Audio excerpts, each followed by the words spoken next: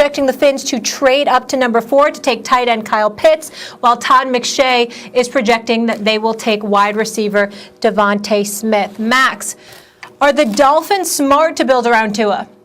Yes, I think they are. I mean, look, we all saw the same thing when he was in college. He was a special talent, and it wasn't just on the field. It was his confidence on the sidelines. It's the fact that he had a kind of championship mentality. We all thought he was special. You know, I mean, by the way, Joe Burrow had a phenomenal championship game, and he wound up going 1. But if not for that, you know, if there hadn't been health issues, Tua would have made a strong case for 1. At any rate, there was a reason everyone believed in Tua. Did he have a rookie season that somehow suddenly disqualifies him in terms of all the belief that we had? Should we now not believe based on what we saw in his rookie season? I don't think so. I think that he looked like a rookie. He got the ball out quick when he couldn't get the ball out quick, when he had to go through his reads. He, struggled as young quarterbacks do.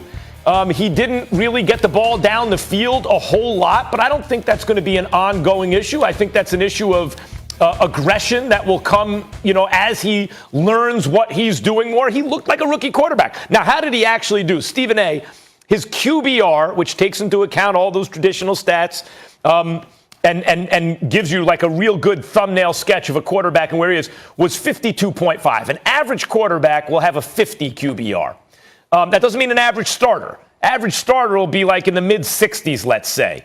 So there's room for improvement there. But what he showed was that he's a low-end starter as a rookie who's figuring things out still. Now, where was Joe Burrow? Because before Joe Burrow got hurt, we all agreed that looks like a star. 56.2 QBR. Little higher than Tua, not a whole lot. Justin Herbert, who was amazing, right? 69.5. That's why we all think so highly of Justin Herbert.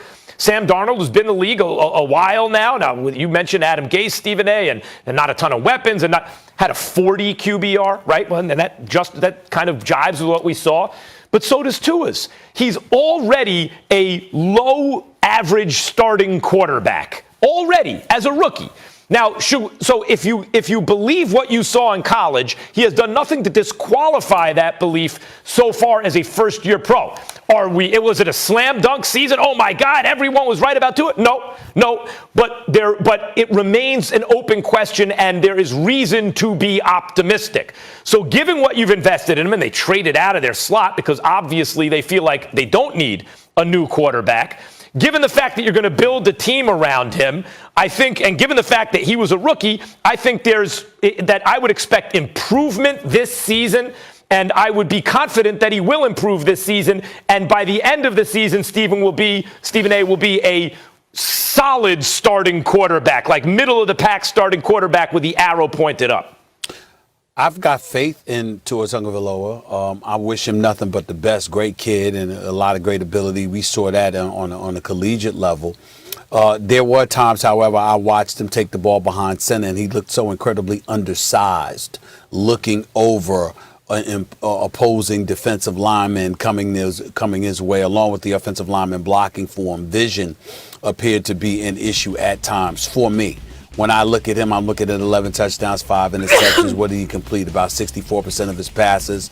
Had a 6-3 record or something along those lines. And you're right about the 52.5 QBR. I get all of that. Here's my thing, Max. I'm willing to give him a chance and believe in him. Just tell me you're going to get him the requisite weapons. Okay? Mm-hmm. Because Gesicki and Parker, these brothers may be able to play. Nobody's calling them scrubs by any stretch of the imagination, but nobody's calling them all world either. I think when we hear about this guy Pitts out of Florida, who's your tight end, he's a generational kind of talent. Once in a decade that you get a talent like this playing tight end. I think that if you're the Dolphins and you really, really want to secure the future of Tua, you've got to get him weapons like that. And the reason I bring up a tight end is because you got to have somebody that's really, really reliable, particularly in short yardage situations. And that's what tight ends bring to you. Obviously, some of the great ones can extend the field. They can get down the field. They can make things happen. They make plays after catches and things of that nature. But you've got to have somebody in between the numbers that you can throw the football to on a week in, week out basis to make sure that you know, basically secure or solidify your quarterback to some degree. And I think that's what Pitts brings to the table. So I'm looking at the Dolphins. Obviously, they had Gaskin as their leading rusher, which wasn't saying much last year. They need to improve their running game, no question about it, and maybe he's the answer. And you keep Parkin, Kasicki, and those guys, but I think they really, really need to prioritize, if you're going to have faith in Tua, to go out there and get him a tight end like Pitts and see where it goes from there. Well, right. And that's why I think they're right to believe in him, because now they could not only accumulate more draft capital by trading out of the third slot, but given the needs of the other teams, it's a very high probability Pitts is there. There's a good, so they can grab him. And if he's not there, then Devontae Smith's going to be there. And if he's not there, I mean, obviously Waddle could be had, and he might turn out to be the best pass catcher out of the whole group. I agree. You're talking receivers, but you need time to get the ball to them. You don't need as much time to get the ball to your tight end. And I think it also will open things up for the receivers for the points that you mentioned. But for all those reasons, I think the Dolphins made the right decision. I think they're on the right course, and they're live in the AFC East.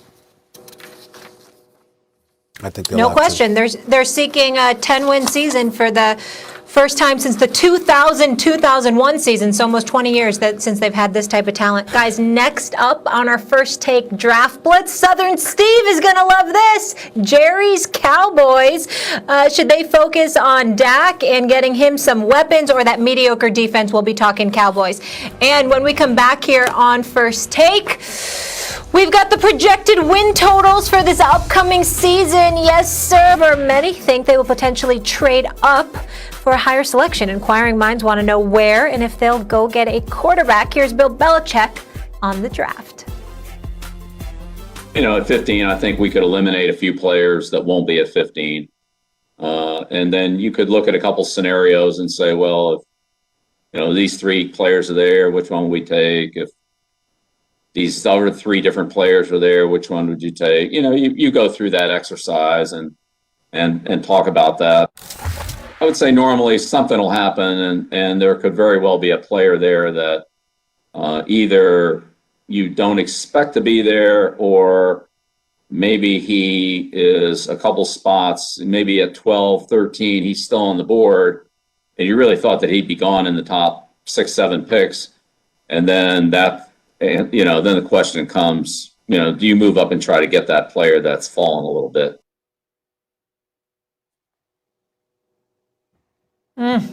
Stephen A., what do you think? Do you expect Bill to trade up and try to get a quarterback?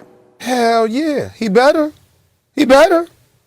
Let's call this what it is. Look, y'all, do you understand that last year the New England Patriots offense was ranked 27th in yards, 27th in points? They had the 30th ranked passing attack, which was third worst in the entire National Football League. Do y'all know that for the previous 14 years, 14 seasons to be specific, the New England Patriots offense never ranked lower than 8th? Ever. In 14 years. And then the 1 year Tom Brady leaves, Cam Newton comes on board, they go from that to 27th, okay, and 30th in passing. Now, we understand COVID, and we understand what kind of rippling effect that had on the franchise. We also understand how it directly impacted Cam Newton. We get all of that. But the reality of the situation is that we don't know what Cam is going to be able to give them. Bill Belichick needs a quarterback. Plain and simple. And so it's a priority, and it should be priority number one for him to do everything that he can to move up to get a Justin Fields. Because Justin Fields is basically a better and younger version of Cam Newton as far as I'm concerned. When you consider this dude's arm talent, his size, his athleticism, his speed, this is a guy that you got to take a strong, hard look at and see if you can do all that you can to get it. And if you can't get him, then go for Trey Lance or go for Mac Jones. But you better get somebody. Because Jarrett Stidham ain't the answer, in my opinion. And I don't think Cam Newton is the long-term answer. And so if you're Bill Belichick, you need a quarterback. I have no problem with saying that. They better do everything they can, considering the position that they're in now. I don't know if they'll be in a better position in the future to get a quarterback. And San Francisco doesn't look to be willing to give Jimmy Garoppolo back, at least not for the second-round pick Bill Belichick gave him up for. I don't see that happening. He better go out and get himself a quarterback.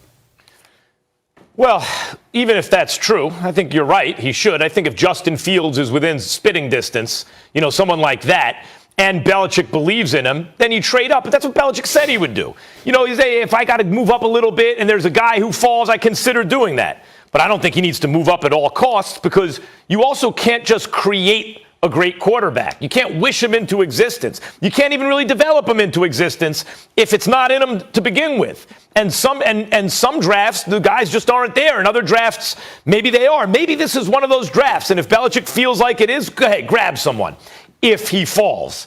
But Stephen A., let's keep in mind, Tom Brady was drafted in the 6th round. That's the guy who won all those championships with New England. And when Belichick finally wanted to have a successor to Tom Brady, he found him in the 2nd round in Garoppolo. Garoppolo took a different team to the Super Bowl. You could say, well, he didn't take him there. He was one throw away from winning the Super Bowl. He has won 3 times as much as he's lost in the NFL for teams that lose 2 to 3 times as much as they win when he's not playing. So that's where he found him in the 2nd round. You don't necessarily have to move up to take a guy if you feel like, yeah, some guy fell, but he's not the right guy. I like this other guy in the 2nd or 3rd round who's more of a project. That's how the Patriots have done it so far. Justin Fields, I'll tell you this. If Justin Fields is there and Belichick has to move up 3, 4 slots, 5 slots, and get Justin Fields, I think it would be advisable. And in fact, I would predict that's what would happen. But that doesn't mean just because a lot of people say, hey, Mac Jones is kind of like Tom Brady, that if Belichick doesn't see that and Mac Jones slides, that Belichick needs to move up to get him. There could be someone he likes, Trask or someone like that, who he likes more, who he can get later on. Okay. My attitude is, if you have an opportunity to get one of these quarterbacks, you take them. Once upon a time, we were projecting that all 5 were going to go in the top 10, amongst the top 10 picks. Obviously, people feel high enough on these guys. So to me, it's worth the risk. You got to have a quarterback, because what we've seen is that, listen, without a quarterback, what are you going to be able to pull off in the National Football League? The answer is not much. It's the most important position. You got to secure it. Well, you need a and QB. Right now, it's very insecure when it comes to the New England Patriots, and there's no denying that. To say nothing of the fact that the following quarterbacks could be changing destinations in the next couple of years, Stephen A. You already mentioned Jimmy G. What about Aaron Rodgers and Russell Wilson? Because there's a chance those guys could be available. Matt Stafford just got traded. There's talent out there. Who knows how much longer Matt Ryan will be in Atlanta? There's talent out there, and their quarterbacks moving teams. There's more than one way for Bill Belichick to do this. No question. He certainly knows how to work the draft better than anybody, even if people have questioned him the last couple of years. All right, Phil, speaking of talent, let's talk purple and gold. Yes, we are talking the Lakers.